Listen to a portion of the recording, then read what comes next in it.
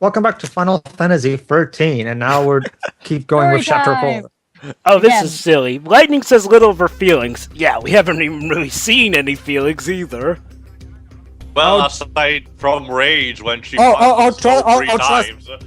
Jova. Just wait till we get Lightning Returns, where they literally make her lack of feelings a plot point. Alright. Let me guess, her lack of feelings makes her less vulnerable to a certain enemy or something? I cannot say anything else because that would require spoiling plot, so... Something tells me I should play the original on NES. Yes. The original Final Fantasy. At this point, you should probably play one of the remakes, like probably the Game Boy Advance port or the PSP iOS port. Oh god, this boss. Pulse armament. Reminds me of that one boss in Metroid Other M. Actually, the one that kept us maybe probably it was because they did something wrong, but the first time he wrecked me really hard. There you go, Joe. But we're fighting this machine who's kind of reminiscent of those machines from Final Fantasy VII. There you go. Wait, and it's also reminds me of that robot boss. Actually, I forget, Theo. Were the machines in Final Fantasy VII also called Dreadnought? No, I don't think so. I think the Dreadnought had appeared in the Final Fantasy series before this. I know, but I'm not sure if it was the same. I can't remember at this moment, but probably. Probably, yeah. Anyway, ladies and gentlemen, we're doing the exact same strategy. I think it's a bit more reminiscent of the Magitech armor in Final Fantasy VI. So yeah, guys, the same strategy we always do for every boss. Just remove a commando once so that the stagger gauge lowers slower, then damage, spam magic on it until it staggers, and then just mash commandos. The difference is that this time we have Darkstar. Indeed. Going commando, I don't know. That reminds me, we should probably do one of Ratchet and Clank. I agree. Without a doubt. The humor in those games is worth But don't worry, I'll be using the Rhino.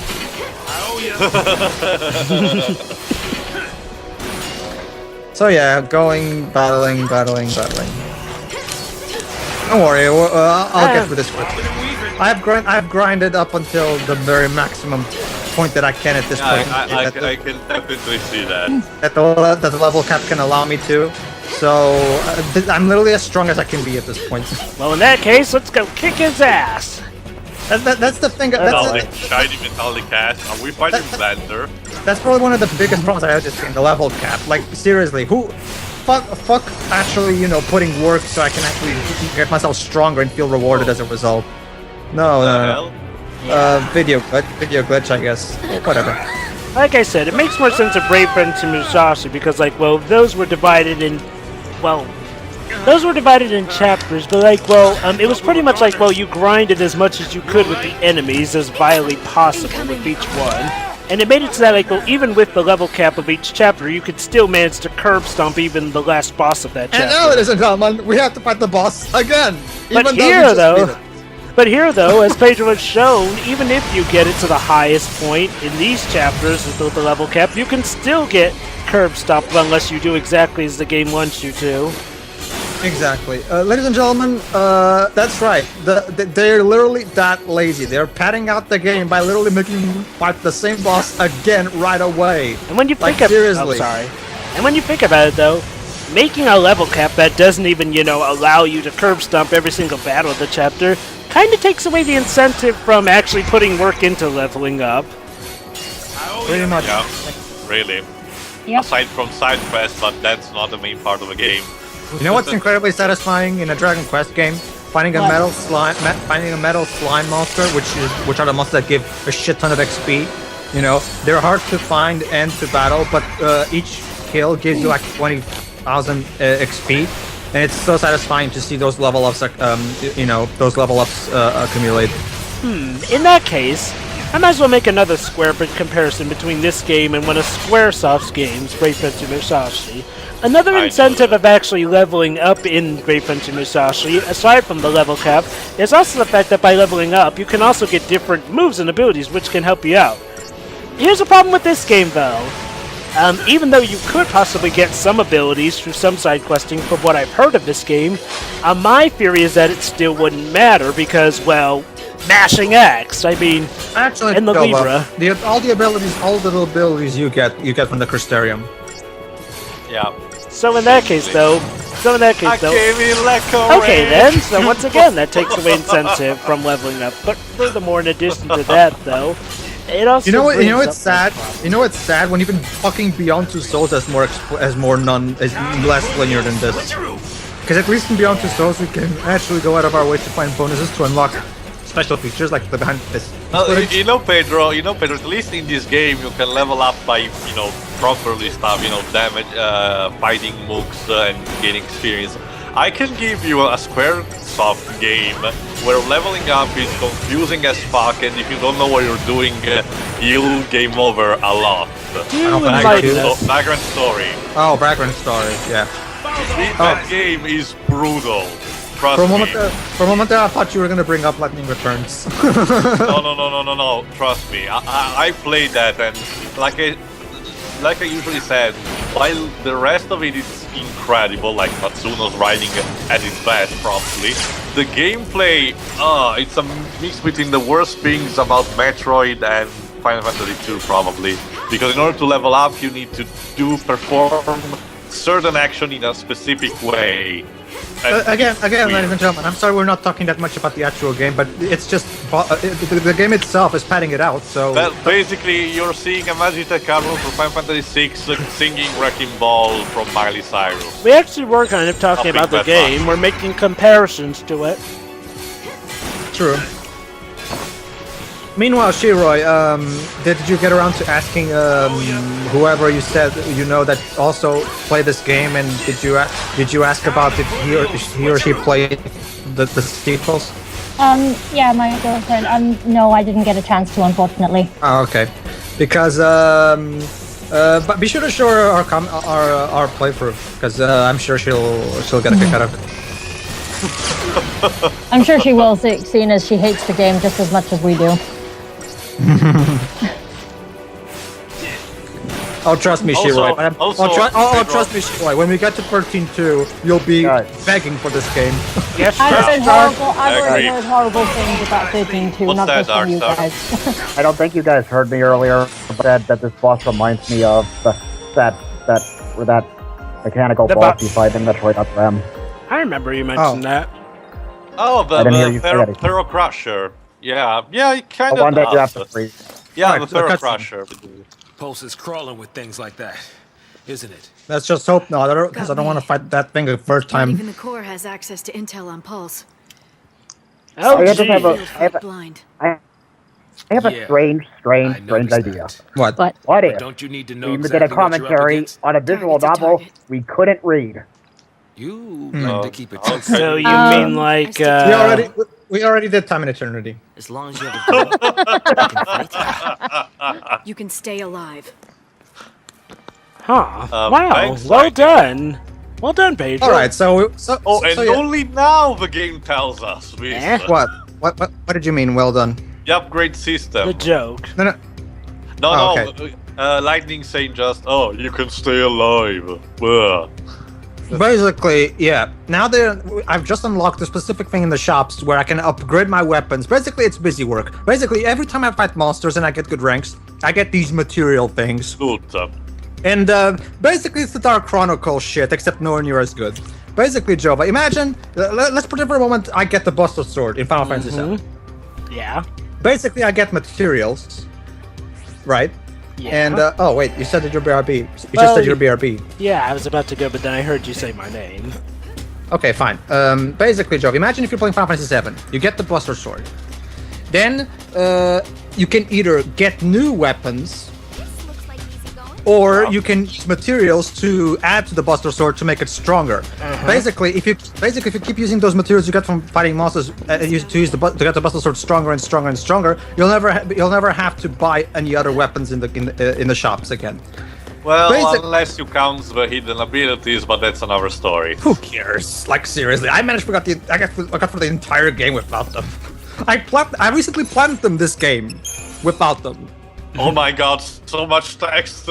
Anywho, so yeah, you were saying something more about that?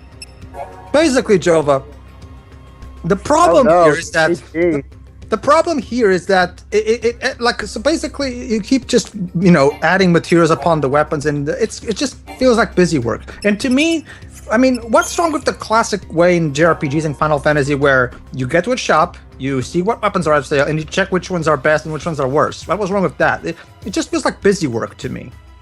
Not to mention, this mechanic is literally taken straight out of level 5's Dark Chronicle, except in Dark Chronicle, you could get, you only had one weapon in that game, so that was the whole point. You had only one weapon and you were constantly upgrading it. Not only that, but every time you got a new weapon, you could actually fuse that weapon fuse that weapon into the current weapon you have to make it even stronger. So you never lost any progress, even if you switch weapons. Well, Pedro, there are even other JRPGs that basically use the mechanic of using loots in order to forge different weapons. The problem is, in those other JRPGs, the mechanic is usually balanced. In this game, it is not.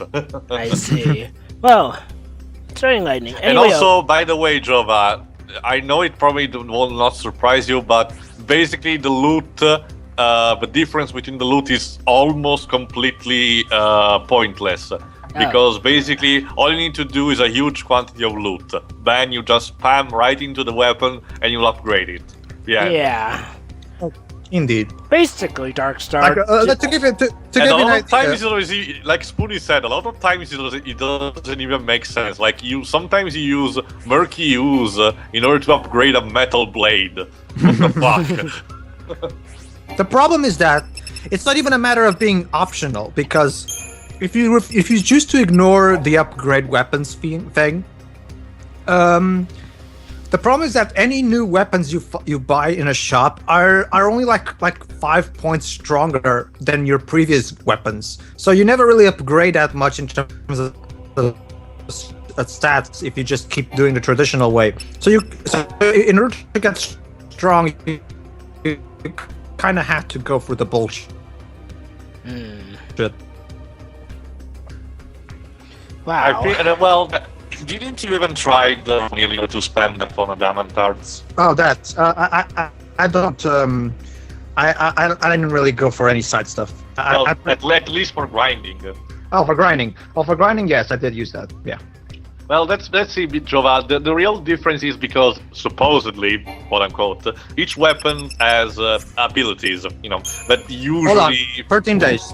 Oh, okay. In that case, I'll be right back. Energy plant located near the seaside community at Bodum. Details of the accident were not released to the public. With lack of information, sparked widespread conjecture among the populace. Rumors began to circulate among an act of sabotage by Pulseless Sea. Basically, Shiroi, the point is, there's a Pulseless Sea on Pulse for some moronic reason, and that Pulseless Sea was the one that cursed us all. Basically. And just wait till we see the reality of why the Pulse Sea is actually even here, because it's incredibly stupid and will make you hate and convoluted. And will make you. That to even begin to understand anything, we have to read it all ourselves. Yeah, basically. Because the game can't give us a story. We have to do all the reading. Like Shiroi puts very well put in part 2. There's no actual story in the game's cutscenes. We have to read this encyclopedia to properly understand the lore, the characters, what's going on. I might as well just go to Wikipedia. I mean, I don't need this. Basically, Darkstar, what you're watching right now is Homework the game. Yeah. This game is about as fun as doing homework. But what if it's homework on a subject you like? Yeah, I was just gonna say it depends on the subject. Fine. Allow me to correct myself. Here's to give you an example of a good way that it's done this. Like in at least the first Dark Souls game, you don't get the story immediately. You need to discover everything on your own, and you discover it by dialogue with NPCs, item descriptions, stuff like that, and some includes item description which can be traced down to encyclopedia stuff, data log stuff. The problem is it's not showing your face, it's not mandatory at all, and and it's not basically cutting away parts of the game. But Kuni did it also greatly with the Wizard's Companion, in my opinion. I agree. Well, to be honest, it did a little bit too good, because a lot of stuff in the Wizard Companion actually don't exist in the game. I guess that's better. And a couple of monsters. Oh. These basically reveal themselves before select few see. Basically, Jove and Shiroi, the point with the Eidolons in this game, and yes, they're called Eidolons in this one, a reference to Final Fantasy IX, yes. Apparently Toriyama does know that Final Fantasy IX exists. Actually, even to Final Fantasy IV, and you know it's funny, Pedro? In the Italian version are called Espers, because apparently for no reason. They translated that to Espers. Okay, and the point is, basically, Jove and Shiroi, every time one of the Lassie gets like desperate, falls in despair, or doesn't know how to go on and shit, the Lassie brand starts to shine, and the Eidolon comes out of their bodies. Basically a summon spirit, that's what he is, Shiroi. Oh. And he tries to put that Lassie out of his or her misery. But if the Lassie manages to, beat it in the battle, back and beat the Eidolon basically becomes the spirit at service to the Lassie. And for some reason, they need to be in forms of motorcycles or mechanical stuff. Hackathon. You get all that, Dark Star? Yeah, Hekaton, Vanille's personal Eidolon, which we're not going to meet until way later in the game, is Teo's personal favorite, I'm guessing. Well, as a design, yes, because it's a reminder of a Magitech and armor. because of the intentionally hilarious animation. I was going to mention that. Which I did show off specifically for Teo. We'll get to that. Goody. I have to say, though, the worst looking Eidolons, at least for this game, I have to say, though, it's Bahamut. I really don't like the design. By the way, another thing, guys, Jove and Shiroi, there was this war called the War of Transgression. Basically, a long time ago, Cocoon got struck by Pulse, and that's why there's a little crack in Cocoon's shell. We haven't seen that yet, but basically that's what this little log is telling us. Considering what happened in, I think it was part 5 or part 6 where the whole thing crystallized, wasn't that part of Cocoon? Yes, it was. We're still in Cocoon. You can see the we background. We don't actually get to Grand Pulse until Chapter 11. So wait, so all this is Cocoon? Yes, all this is Cocoon. To put it simply, do you know, Jova, you see that planet right there in the background, Jova, in the wallpaper? Right, yes. Right. That's Cocoon. Yeah, Jova, do you know what, sci-fi speaking, is a Dyson shell? Not quite. Basically, it's a planet where the people live with a cave nucleus, where the people live inside instead of the surface. Aha. That's what Cocoon is supposed to be. Wait, so Cocoon is the inside of that planet? Exactly, they live inside. The thing is, they need basically the falsi of Cocoon provide everything. Like, for example, Phoenix is put in the center of Cocoon, and he provides light and heat, being basically Cocoon's sun. So wait. So let me get this straight. Apparently, the inside is all Cocoon. Yet, wouldn't that suggest that during that cutscene where they were escaping, that there was a sky? How is there? The falsi regulate the climate. Yeah. Wait. But even they still, they can manage to do this shit. But there was an open. So let me get this straight. The falsi can somehow simulate an open air sky, and all that time that was spent flying in the air was apparently still inside a planet. Then again, Journey of the Center of the Earth did it too, I guess.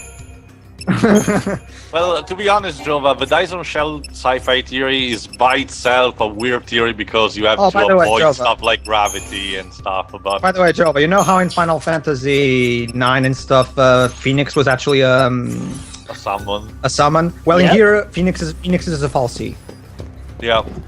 For some reason, they redistribute the usual summon of the series. Some are falsi, some of are Eidolons, others are even puppets for some reason. You'll see later. Actual cuts. What the?